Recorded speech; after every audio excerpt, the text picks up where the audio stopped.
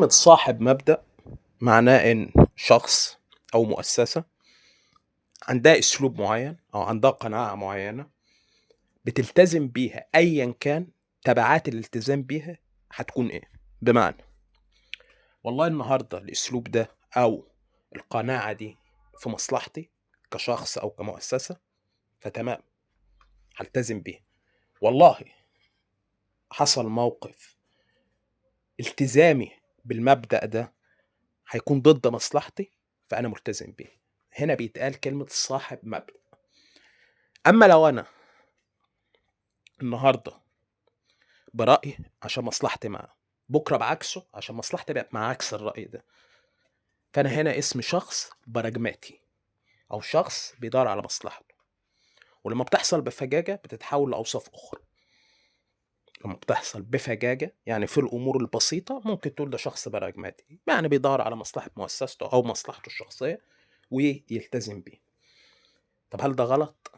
في العادي إن الإنسان يدور على مصلحته ما هوش عيب، الأفضل إنك تكون صاحب مبدأ. إنما ما دام ده ما بيخالفش شيء، ما بيخالفش أعراف، ما بيخالفش تقاليد معينة، فتمام كل واحد يدور على مصلحته. بس ما تطلعش تقول أنا صاحب مبدأ، لا أنت براجماتي، أنت صاحب مصلحتك، أنت ما بتصاحبش غير مصلحتك. آه، كان في موجة غضب عارمة جدا على النفوذ في الكاف.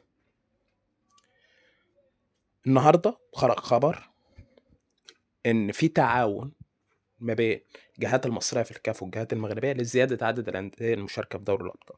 الخبر ده بيلقى إيه؟ بيلقى حفاوة كبيرة جدا عند جمهور الأهلي. ليه؟ لأن النهاردة الخبر ده معناه مشاركة الأهلي في دوري الأبطال، فمعناه بالنسبة له كده مصلحة. هتكلم عن النفوذ؟ لا. هنقول إن الكاف ما فيهاش مسطرة وما فيهاش لوائح وما فيهاش ماشية كده بقعدات وحب؟ لا لا لا، ده مصلحة القارة. ليه مصلحة القارة؟ لأن أنا مصلحتي عشان عايز أشارك في دوري الأبطال. بكرة الصبح مصلحتي مش كده، فالنفوذ فين اللوائح واللي جوه عنده حد بيعملها عادي جدا. ونفس الشخص يقول ده ونفس الشخص يقول ده، وبيقولوا بمنتهى تصالح مع نفسه ان عادي جدا انه يقول الشيء وعكسه. هل انا المفروض بقى مني كواحد عادي خلاص حتى لو ما بيشجعش منافس الاهلي ان انا اخد الشخص ده على محمل الجد، ولما يجي يقول نفوذ اطلع معاه اقول اه ما ينفعش النفوذ؟ ما انا عارف انه بكره الصبح لما تيجي على مصلحته هيقول تمام وحلو وجميل وعيط واخبط دماغ في الحياه. طب هل انا كزملكاوي عايز الاهلي يكون موجود في دوري الابطال؟ لا. ليه مش عايز الاهلي يكون موجود في دوري الابطال؟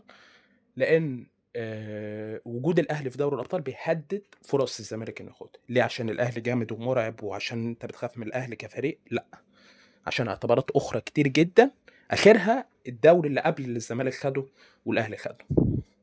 انا مش عايز الاهلي يكون موجود في دوري الابطال عشان تكون فرص الزمالك موجوده انه ياخد دوري الابطال. والعقل والمنطق ان الزمالك اللي بقاله 3 سنين بيشارك في الكونفدراليه، محدش عطس حتى راح يعطس كده وقال ما تزودوا عدد الانديه بعد ما عطس.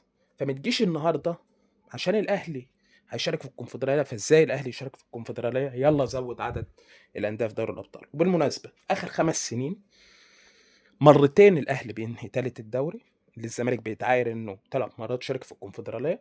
المره الاولى بيتقال ان هيتاخد على نتائج الدور الاول وبيشارك مكان بيراميدز في دوري الابطال، والمره الثانيه بتتغير اللوائح وبتتفركش الدنيا وبتقوم الدنيا علشان خاطر الاهلي يكون موجود في دوري الابطال.